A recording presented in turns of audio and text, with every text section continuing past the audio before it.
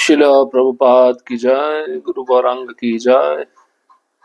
तो कल के सत्र में हमने सुना था शुद्ध कीर्ति प्रभु ज्यादा सेवा होने के कारण जप नहीं कर पा रहे थे और प्रभुपाद जी ने कहा कि तुम्हारा जप ठीक से हो रहा है। तो शुद्ध कीर्ति प्रभु ने कहा कि मैं आपके जैसा नहीं हूं, मैं आपके जैसे पूरा दिन कमरे में बैठे बैठे जप करना, पुस्तक पढ़ना, मैं ये सब नहीं कर सकता, मेरे लिए ये सब कठिन है। तो प्रभुपाद जी ने कहा इसमें क्या कठिनाई है, जप करना चाहिए, सेवा के साथ साथ जप करना बहुत आवश्यक है। तो श्री प्रभुपाद जी ने कर्णधार प्रभु को बुलाकर शुद्ध कीर्ति प्रभु का सेवा थोड़ा और बढ़ा दिया और उनको जप करने के लिए और समय प्रदान किया। तो हम देख सकते हैं कैसे गुरु एक शिष्य के जप के बारे में भी सोचते हैं, विचार करते हैं। सेवा के साथ साथ शिष्य का जप अच्छे से हो, गुरु इस बात का बहुत अच्छे से ध्यान रखते हैं। अब हम आगे बढ़ेंगे। जब मैं गृहस्थ था 7 मई 1973, इस्कॉन, लॉस एंजलिस, कैलिफोर्निया। जप करने पर श्रील प्रभुपाद का कथन यह समझना अत्यंत सरल है कि श्रील प्रभुपाद जप करने में आनंद का अनुभव करते थे। वे सदैव हमारी 16 माला जप करने पर बल देते थे। उन्होंने एक बार बताया कि गृहस्थ होने के नाते उन्होंने अपनी 16 माला पूरी करने के लिए एक सरल पद्धति अपनाई थी जिसे हम भी अपना सकते हैं। उन्होंने कहा, जब मैं गृहस्थ था मैं प्रत्येक भोजन से पूर्व 4 चक्कर माला के पूरे करता तथा 4 चक्कर शाम को सोने से पहले। इस तरह 16 माला बिना कठिनाई के पूरी हो जाती। वे हंसे तथा बोले, यदि आप 4 माला पूरी किए बिना प्रसादम नहीं लो तो निश्चित है कि आप अपनी माला के चक्कर पूरे कर लोगे। उन्होंने मुझे न्यू द्वारका में बताया, शाम को मैं थक जाता हूं तो मैं सैर करते हुए जप करता हूं। यदि आप भी थक जाते हो तो आप भी मेरी तरह सैर करते करते जप करो। कभी कभी जब मैं थका होता हूं तो मैं कमरे में ही आगे पीछे चलता हूं। यह प्राय देखा जाता था कि श्रील प्रभुपाद जप करते हुए अपने कमरे में चल रहे होते या दोलन कुर्सी पर बैठे होते। शाम को मैं जब उनकी मालिश करता तो वे कभी कभी अपने जप के चक्कर करते। अपने चक्कर पूरे करने पर वे कहते, मैं यहाँ समाप्त हुआ। एक दिन न्यू द्वारका में मैं उनके बैठने के कमरे में उनका डेस्क साफ कर रहा था। वे अपने डेस्क के पीछे बैठे जप कर रहे थे। जैसे ही उन्होंने अपना गिनती का मनका नीचे किया, उन्होंने मुस्कुराते हुए मेरी ओर देखा तथा हास्यमय ढंग से कहा, मैंने अपने 16 चक्कर पूरे कर लिए, अब मैं कोई घृणित कार्य भी कर सकता हूं। भक्त प्राय श्रील प्रभुपाद से एकादशी पर कुछ विशेष नियम पालन या चतुर्मास के नियम पालन के विषय में पूछते। उन्होंने उत्तर दिया, मेरे शिष्य तो 16 माला तथा 4 नियमों का पालन भी नहीं कर सकते, अन्य नियमों तथा नियमनों का क्या लाभ। पहले ये सब करो, मैंने सरल नियम बताए हैं, पहले उनका पालन करो। इन सब कर्म कांडों में अपने आप को मत उलझाओ। पहले अपने 16 माला के चक्कर करो तथा नियमों का पालन करो। एक दिन एक ब्रह्मचारी श्रील प्रभुपाद के कमरे में प्रविष्ट हुआ तथा बोला कि उसका एक स्त्री से संबंध हो गया है तथा उसने अपने प्रण तोड़ दिए हैं। उसने श्रील प्रभुपाद को संकेत किया कि शायद वह शादी कर ले। श्रील प्रभुपाद ने उत्तर दिया, शादी, तुम यह क्यों सोचते हो कि शादी से तुम्हारी कठिनाइयां कम हो जाएंगी।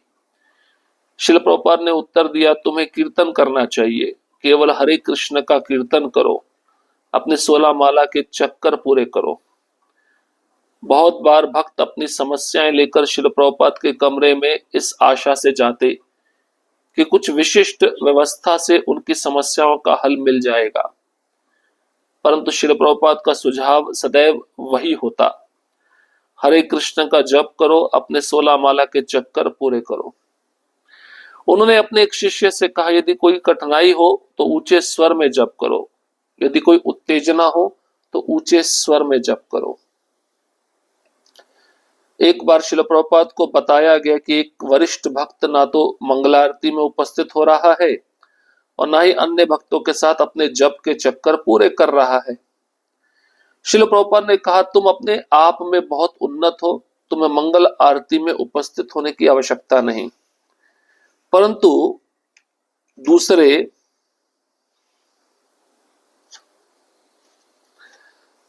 के लिए आदर्श स्थापित करने के लिए मंगल आरती में उपस्थित हो। श्रील प्रभुपाद, आप हमारे आचार्य हो, आपका बहुत बहुत धन्यवाद। आप अपने चक्कर पूरे करते हो, आप दिन में 3 बार गायत्री मंत्र कहते हो, प्रातः जल्दी उठते हो तथा अपने दिव्य शरीर पर तिलक लगाते हो, जैसे आप जीवन में नहीं करते, अपने शिष्यों को करने के लिए नहीं कहते। मैं चिरकाल से भ्रम में हूं, परंतु मैं प्रार्थना करता हूं कि मैं कभी धोखे में ना आऊं कि भक्ति की यह पद्धति केवल नव दीक्षित भक्तों के लिए है। तो प्रभुपाद जी जप के विषय में बता रहे हैं। प्रभुपाद जी जप करते समय बहुत आनंद का अनुभव करते थे और सदैव शिष्यों को कहते थे कि 16 माला जप करो। 16 माला पे अधिक वे बल देते थे। और प्रभुपाद जी फिर अपना अनुभव बताते हैं कि जब वे गृहस्थ थे तो अपनी 16 माला कैसे पूरी करते थे, एक सरल पद्धति कैसे अपनाते थे। श्री प्रभुपाद जी का ऐसा कहना क्यों था कि वह पद्धति अपने शिष्य भी अपना सकते हैं। प्रभुपाद जी ने कहा, जब मैं गृहस्थ था, मैं भोजन के पूर्व 4 माला जप करता था और शाम को सोने से पहले 4 माला करता था। तो पूरे दिन में 4 4 4 करके 16 माला इस तरह मेरी बिना कठिनाई के पूरी हो जाती थी। और श्रील प्रभुपाद जी हंसते हुए बोले, यदि आप 4 माला पूरी किए बिना प्रसादम नहीं लो तो यह निश्चित है कि आप अपनी माला के चक्कर पूरे कर लोगे। तो प्रसादम लेने से पहले कोई जितना ज्यादा जप कर सकता है तो उतना अच्छा है। तो प्रसादम लेने से पहले माला अगर हम करेंगे तो उसका जो भाव है, उसका जो बेनिफिट है, उसका जो लाभ है अधिक मिलता है और व्यक्ति अपने राउंड्स जो है माला के पूरे कर सकता है। तो श्रील प्रभुपाद जी ने कहा कि जब मैं शाम को थक जाता हूं तो सैर करते हुए जप करता हूं। तो मेरी तरह सैर करते हुए आप लोग भी जप कर सकते हो। और जब मैं थका होता हूं तो कमरे में ही आगे पीछे चलते हुए जप करता हूं। तो प्रभुपाद जी अपने कमरे में आगे पीछे चलकर जप करते, नहीं तो कुर्सी पर बैठकर जप करते।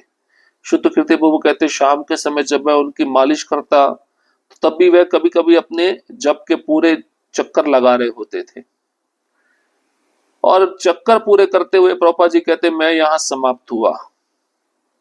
तो शुद्ध कीर्ति प्रभु कहते, एक दिन न्यू द्वारका में मैं प्रभुपाद जी के बैठने के कमरे में उनका डेस्क साफ कर रहा था। तो मैंने प्रभुपाद जी को देखा कि डेस्क के पीछे बैठ के वह जप कर रहे हैं और जैसे उन्होंने गिनती पूरी कर ली तो मुस्कुराते हुए कहा कि मेरा 16 माला पूरा हो चुका है। अब भक्त श्रील प्रभुपाद जी के पास एकादशी के दिन आते या चातुर्मास्य के समय आते और कहते, हमें कुछ विशेष नियम बताओ जिससे हम उन नियमों का पालन एकादशी के दिन और चातुर्मास्य के समय कर सके। तो प्रभुपाद जी उत्तर देते, जो मैंने 16 माला 4 नियम दिए हैं ये तो तुमसे पालन हो नहीं पा रहा और तुम और नियम पालन करने के लिए मांग रहे हो, तो और नियम पालन करने से क्या लाभ मिलेगा। तो मैंने जो सरल नियम बताए पहले उसका पालन कर लो, कर्म कांड की विधि छोड़ दो। तो 16 माला जप करो, 4 नियम का पालन करो। तो एक दिन ब्रह्मचारी श्रील प्रभुपाद जी के पास में आते हैं और स्पष्ट कहते हैं कि एक स्त्री के साथ उनका संबंध हो गया है और 4 नियम भी वह पालन नहीं कर रहे हैं और उन्होंने अपने 4 नियम तोड़ दिए हैं। श्रील प्रभुपाद ने संकेत दिया कि वह शादी कर ले। उसी शिष्य ने जो ब्रह्मचारी था उसने शादी का प्रस्ताव रखा। उसने श्रील प्रभुपाद को कहा कि मैं शादी करना चाहता हूँ। प्रभुपाद ने उत्तर दिया, शादी करके तुम्हारी समस्याएं, तुम्हारी कठिनाइयां कम नहीं होंगी, तुम्हें केवल हरे कृष्ण का कीर्तन करना चाहिए, 16 माला पूरी करनी चाहिए।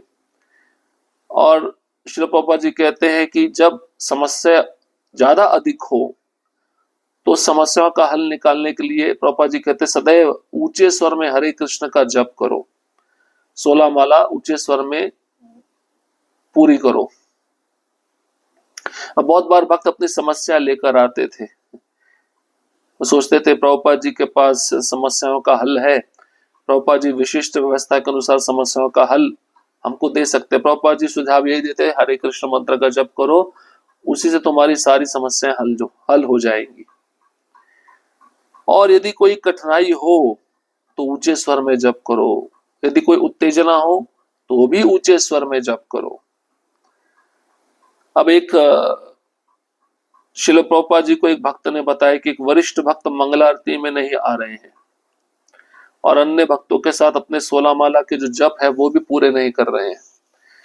तो प्रभुपाद जी ने उस भक्त को समझाया, ठीक है मैं समझ सकता हूं कि तुम बहुत उन्नत हो गए हो, बहुत प्रगतिशील हो गए, तुम्हें मंगल आरती में आने की आवश्यकता नहीं है, लेकिन दूसरों के लिए तो आओ, दूसरों के लिए सामने आदर्श स्थापित करो जिससे तुमको देखकर वो भी मंगल आरती आ सके। प्रभुपाद जी ऐसे समझाते थे, डांटते नहीं थे, उनको पता है प्रेम से इनको समझाया जाएगा, डांटेंगे तुम मंगल आरती क्यों नहीं आ रहे हो तो फिर ये छोड़ के भी जा सकते हैं।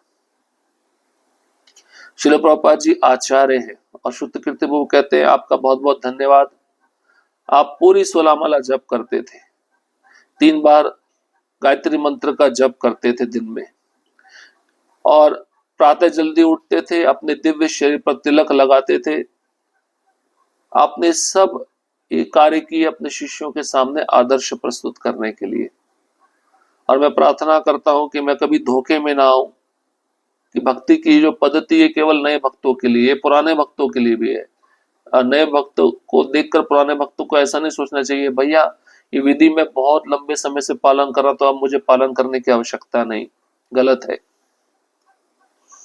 तो विधि जो शास्त्र में दी गई है, वैष्णव सदाचार जो शास्त्र में दिया गया है, उसको मरते दम तक अंतिम श्वास तक पालन करना चाहिए, शिष्य का यही कर्तव्य है।